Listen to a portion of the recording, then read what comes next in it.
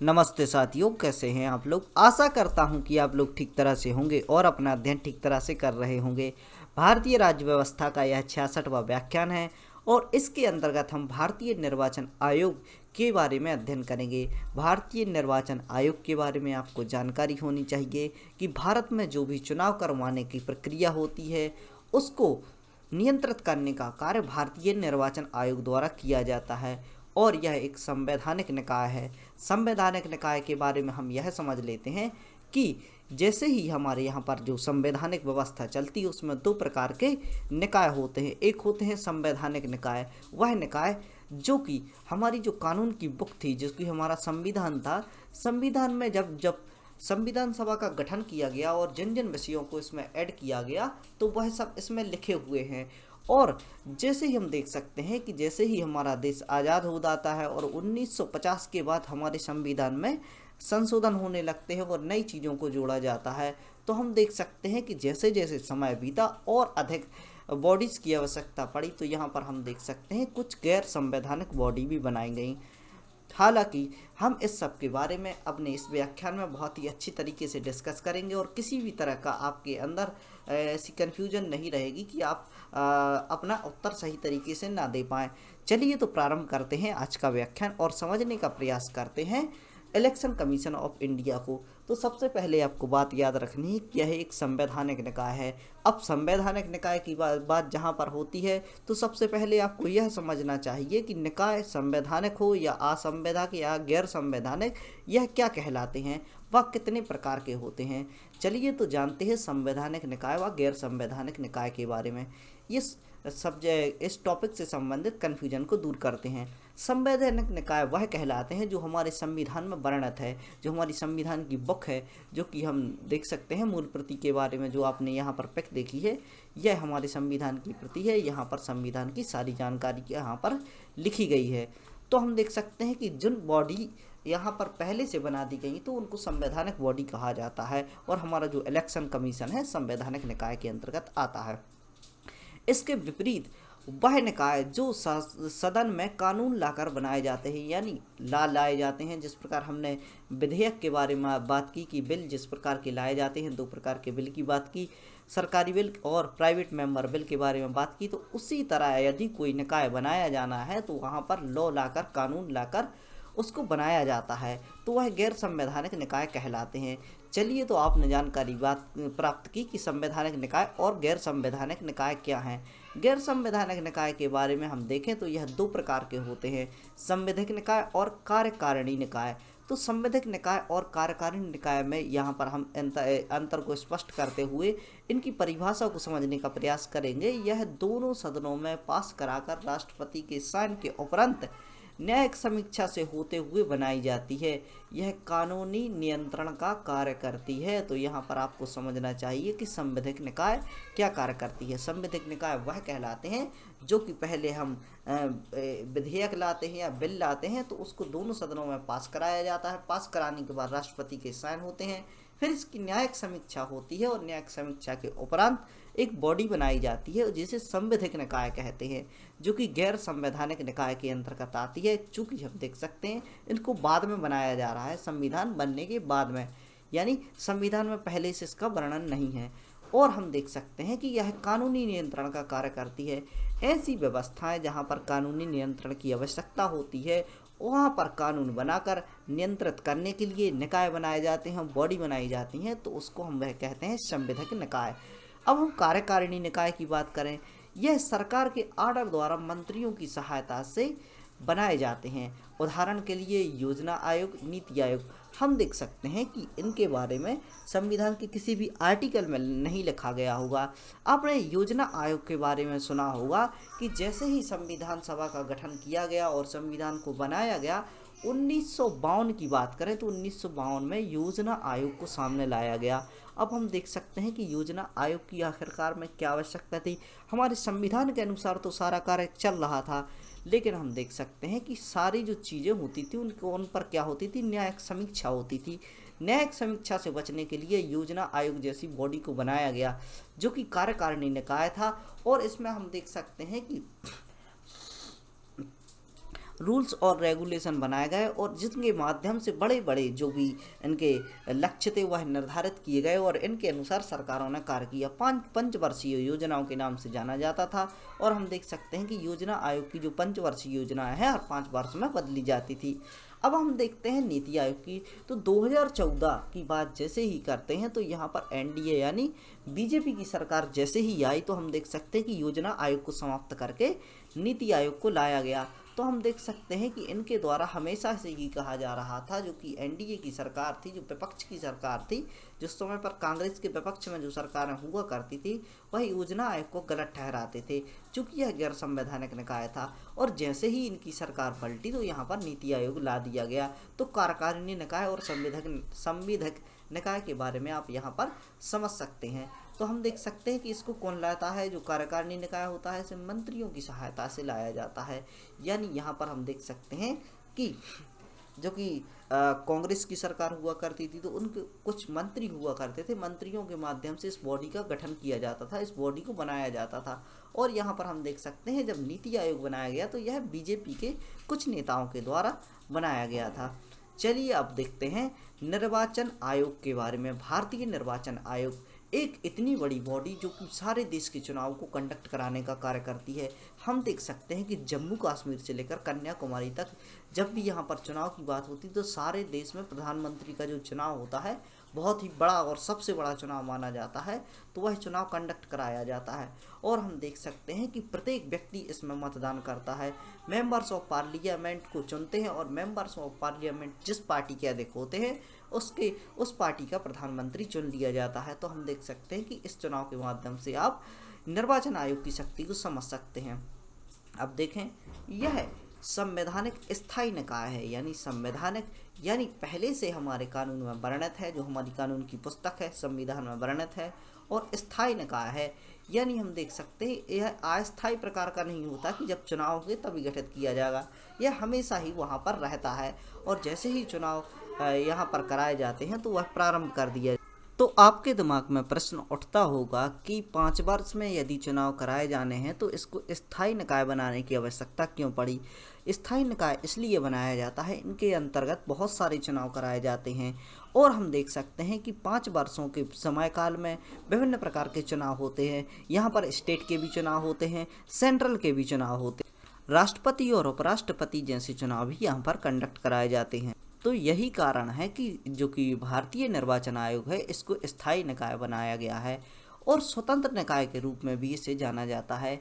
इसके ऊपर किसी भी मंत्रालय का कंट्रोल नहीं होता है और हम देख सकते हैं यह सरकार से अपूर्णतः स्वतंत्र होता है और यह अपने अनुसार कार्य कर सकता है। आप यहाँ पर समझिए, निर्वाचन आयोग के बारे में हमारे संविधान के अनुच्छेद 324 में प्रावधान दिए गए हैं कि किस किस प्रकार से इसको कार्य करना है और जो कि भारतीय निर्वाचन आयुक्त होने का जो प्रमाण मिलता है वह हमें अनुच्छेद 324 के अंतर्गत मिलता है, जो कि आपको याद रखना है। डायरेक्टली भी इस प्रकार के प्रश्न पूछ लिए जाते हैं कि जो भारतीय निर्वाचन आयुक्त है या निर्वाचन आयोग की बात कहाँ पर की जाती है, तो आर्टिकल 324 में की जाती है। इसका कार्य देश में स्वतंत्र निष्पक्ष चुनाव कराना है। स्वतंत्र यानी किसी भी प्रकार का इसके ऊपर दबाव नहीं होना चाहिए। निष्पक्ष का अर्थ होता है यह बिना किसी पार्टी व पक्ष के, यानी हम देख सकते हैं कि किसी न किसी पार्टी की सरकार पहले से रहती है, जो कि हम देख सकते हैं कि पहले से किसी पार्टी की यदि सरकार रहती है तो उसका दबदबा रहता है। लेकिन हम देख सकते हैं कि हमें एक बड़े लोकतंत्र के लिए चुनाव कराना है, लोगों का जो वोटिंग राइट है उनको उनके वोटिंग राइट के अनुसार उनको अपना नेता देना है। तो यहाँ पर जो इसको कंट्रोल करने का कार्य किया जाता है तो वह किया जाता है इलेक्शन कमीशन ऑफ इंडिया के बारे में भारतीय निर्वाचन आयोग के द्वारा। चलिए हम देखते हैं, यह सुप्रीडेंसी डायरेक्शन देने का भी कार्य करता है, यह लोगों को पार्टियों को डायरेक्शन देने का कार्य करता है। आपने देखा होगा कि चुनाव चिन्ह से संबंधित बातें भी की जाती हैं, मॉडल ऑफ कंडक्ट लगाया जाता है, आदर्श आचार संहिता कहा जाता है जिसको, और कंट्रोल करने संबंधी कार्य भी यहाँ पर किए जाते हैं। चलिए देखते हैं इसके कार्य क्षेत्र के बारे में। तो भारतीय निर्वाचन आयोग के जो कार्य क्षेत्र होते हैं वह कहाँ कहाँ तक सीमित होते हैं, तो हम सबसे पहले देख सकते हैं कि संसद के चुनाव इसके द्वारा कराए जाते हैं। अब संसद में आप सोचते होंगे कि संसद में क्या क्या होगा, तो संसद में 3 प्रकार की चीज़ें आती हैं। सबसे पहले आती है लोकसभा, लोकसभा में हम देख सकते हैं कि यहाँ पर मेंबर्स ऑफ पार्लियामेंट बैठते हैं। तो मेंबर्स ऑफ पार्लियामेंट हमारे देशों के कई हिस्सों से निकल कर आते हैं और हम देख सकते हैं कि हर हिस्से में कहीं ना कहीं किसी न किसी क्षेत्र की कोई भी लोकसभा क्षेत्र लगता है और लोकसभा क्षेत्र में जो आपके सांसद होते हैं वह यहाँ पर चुनाव लड़ते हैं। तो वह चुनाव किसके द्वारा कंडक्ट कराए जाते हैं? हमारे निर्वाचन आयोग के द्वारा। और अब हम देख सकते हैं कि इसके अलावा राज्यसभा होती है। तो राज्यसभा में इनडायरेक्टली चुनाव के बारे में आपने बात देखी होगी। तो इनडायरेक्टली चुनाव को कंडक्ट कराने का कार्य भी किसके द्वारा किया जाता है? हमारे इलेक्शन कमीशन ऑफ इंडिया के द्वारा कराया जाता है। अब तीसरी बॉडी की बात करें तो यह राष्ट्रपति होते हैं। लोकसभा, राज्यसभा व राष्ट्रपति के बारे में आपने जानकारी ली होगी कि संसद के अंतर्गत आते हैं। तो राष्ट्रपति के चुनाव भी यहीं से कराए जाते हैं। अब हम देख सकते हैं कि सदन में जो राज्यसभा का सभापति होता है वह हमारा उपराष्ट्रपति होता है। तो उपराष्ट्रपति के चुनाव भी इन्हीं के द्वारा कराए जाते हैं। अब हम देख सकते हैं कि संसद, राष्ट्रपति, उपराष्ट्रपति के चुनाव हो गए। इसके अलावा आपको बात याद रखनी चाहिए कि हमारे पास 29 राज्य तथा कुछ केंद्र शासित प्रदेश हैं। तो इनके चुनाव भी कहाँ से कराए जाते हैं? उनके चुनाव भी भारतीय निर्वाचन आयोग के द्वारा कराए जाते हैं। राज्य विधानसभा की जहाँ पर बात होती है, एमएलए के चुनाव होते हैं, जो आपके विधायक चुने जाते हैं, वह भी भारतीय निर्वाचन आयोग के अंतर्गत ही चुने जाते हैं। चलिए देखते हैं भारतीय निर्वाचन आयोग के कार्य क्षेत्रों के बारे में, किस किस प्रकार के कार्य क्षेत्र इनके होते हैं। इसमें संपूर्ण भारतीय निकाय भी कहा जाता है, यानी यह संपूर्ण भारत को कवर करता है। जम्मू कश्मीर से लेकर कन्याकुमारी तक, यहाँ पर नॉर्थ ईस्ट से लेकर वेस्ट तक यह क्या करता है? यह संपूर्ण भारत में चुनाव कराने का कार्य करता है। तो इसका कार्य क्षेत्र संपूर्ण भारत होता है, क्योंकि यह केंद्र व राज्य के चुनावों को भी करवाता है। यानी हम देख सकते हैं कि केंद्र की जो बॉडी है, जिसमें हम देख सकते हैं कि सांसदों के चुनाव हुए, राष्ट्रपति के चुनाव हुए, उपराष्ट्रपति के चुनाव हुए। इसके अलावा राज्य विधानसभा के चुनाव भी इसके द्वारा कंडक्ट कराए जाते हैं। एक महत्वपूर्ण बात आपको याद रखनी है, यह केंद्र व राज्यों के चुनाव को कराता है। यानी हम देख सकते हैं कि केंद्र के चुनाव भी इसके द्वारा कंडक्ट कराए जाते हैं और राज्य के चुनाव भी इसके द्वारा कंडक्ट कराए जाते हैं। लेकिन जो तीसरे स्तर के चुनाव होते हैं, हमारी जो भारतीय राज्य व्यवस्था है वह त्रिस्तरीय व्यवस्था है। इसमें हम देख सकते हैं कि पहले स्तर पर केंद्र आता है, दूसरे स्तर पर आता है हमारा राज्य और तीसरे स्तर पर हमारी म्यूनसिपैलिटी यानी नगर पालिका एवं ग्राम पंचायत आती हैं। तो तीसरे स्तर के चुनाव भारतीय चुनाव आयोग द्वारा नहीं कराए जा सकते।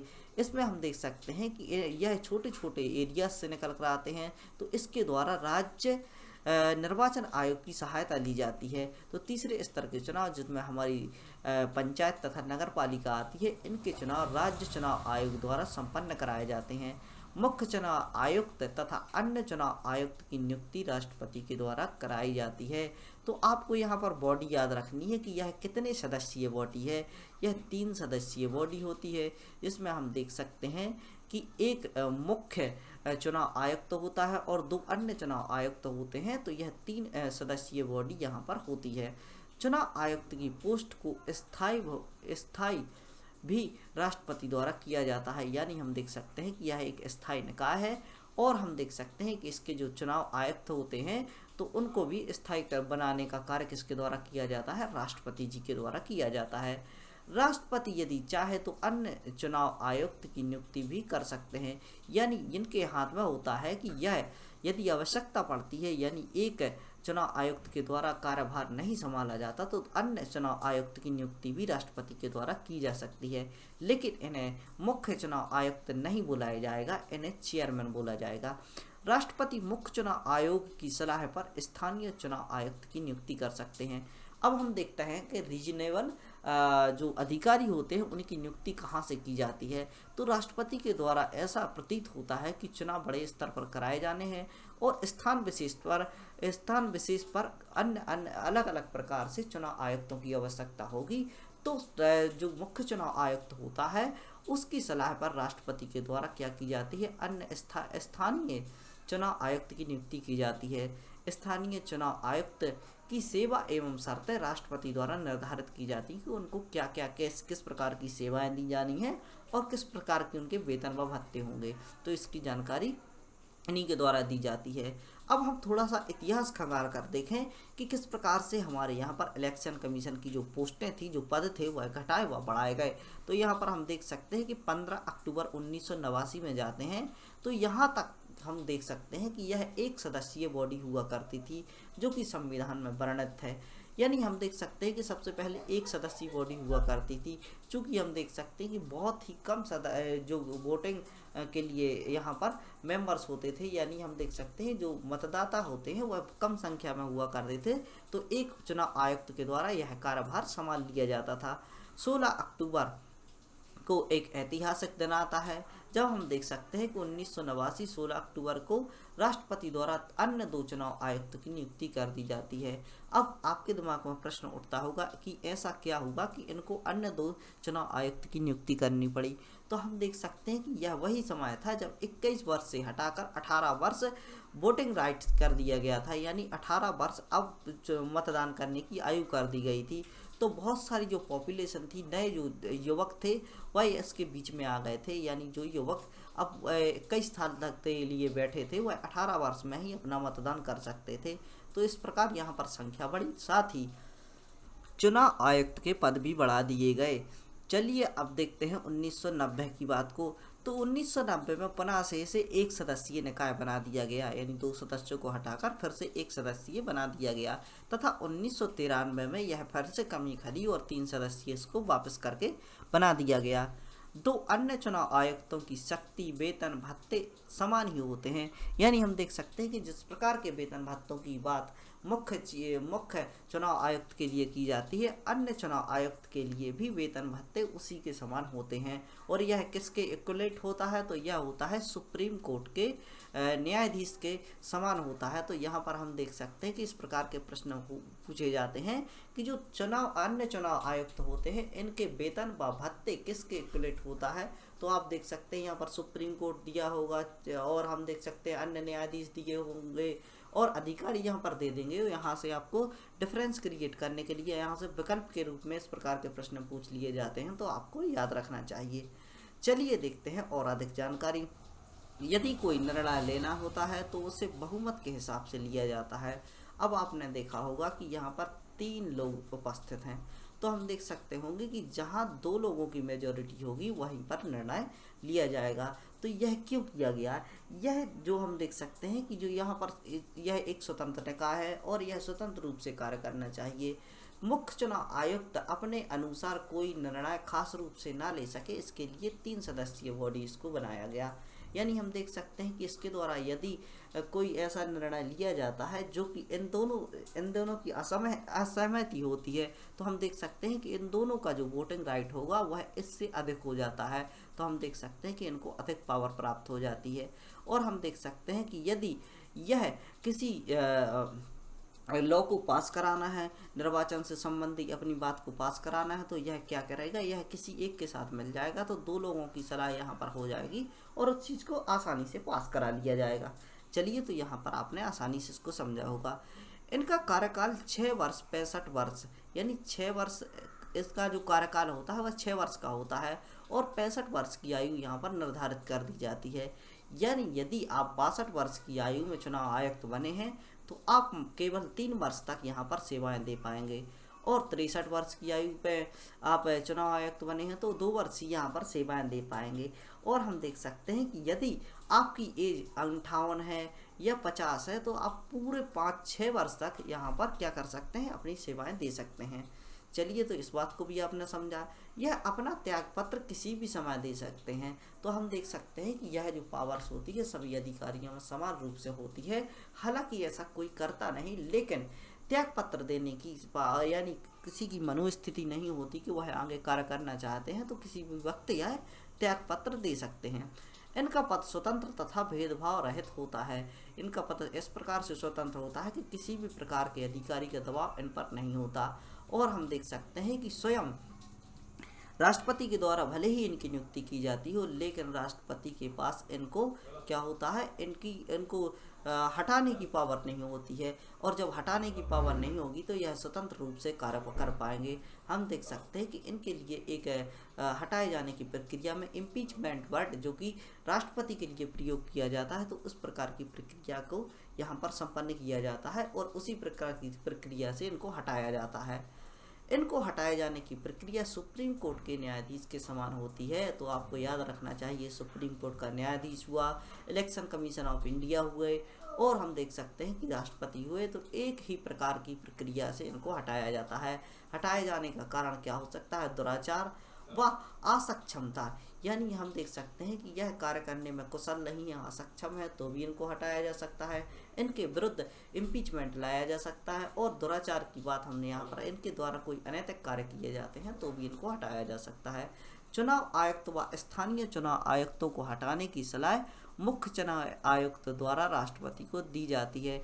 यानी यदि चुनाव आयुक्त व स्थानीय चुनाव आयुक्त, यानी जो अन्य चुनाव आयुक्त हैं या स्थानीय चुनाव आयुक्त हैं, उनको हटाने की सलाह किसके द्वारा दी जाती है?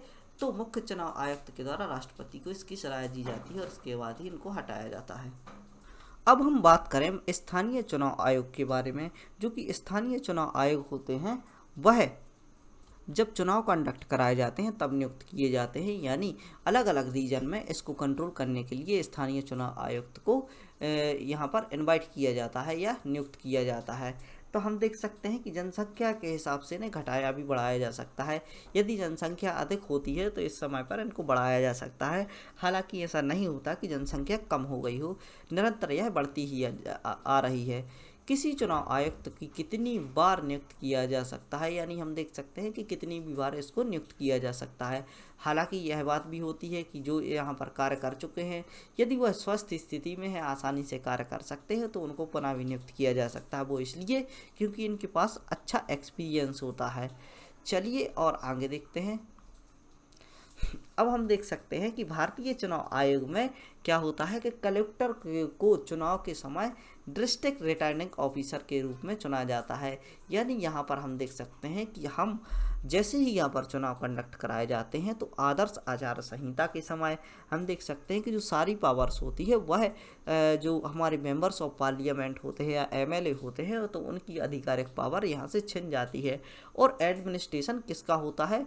एक तरीके से 144 धारा लगी होती है और यहाँ पर हम देख सकते हैं एडमिनिस्ट्रेशन कहाँ, राष्ट्रपति के हाथ में होता है जब तक कि चुनाव संपूर्ण रूप से कंडक्ट नहीं कराए जाते। तो यहाँ पर कलेक्टर को डिस्ट्रिक्ट रिटर्निंग ऑफिसर के रूप में चुना जाता है और उसी के द्वारा उस स्थान की व्यवस्थाओं को कंट्रोल किया जाता है। इसके द्वारा रिटर्निंग ऑफिसर की नियुक्ति की जाती है। अब हम देख सकते हैं कि जो कलेक्टर होता है उसके द्वारा रिटर्निंग ऑफिसर भी नियुक्त किया जाता है, जो कि हम देख सकते हैं पोलिंग बूथ पर होते हैं, तथा इसके क्षेत्राधिकार में आने वाले पोलिंग बूथ ऑफिसर को नियुक्त किया जाता है।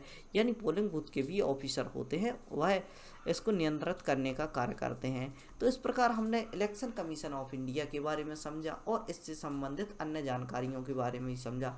आर्टिकल आपको याद रखना है कि यह किस आर्टिकल के अंतर्गत आता है, तो यह एक 324 आर्टिकल के अंतर्गत आता है और अन्य जानकारी भी हमने आसानी से समझने का प्रयास किया। यदि इलेक्शन कमीशन से संबंधित कोई भी प्रश्न आपके सामने आता है तो अब आप उसको आसानी से हल कर पाएंगे। इसी प्रकार की शिक्षा के लिए बने रहें study right by Mani Pandey से और करते रहें अपना अध्ययन, पढ़ते रहिए, खुश रहिए। जय हिंद, भारत माता की जय।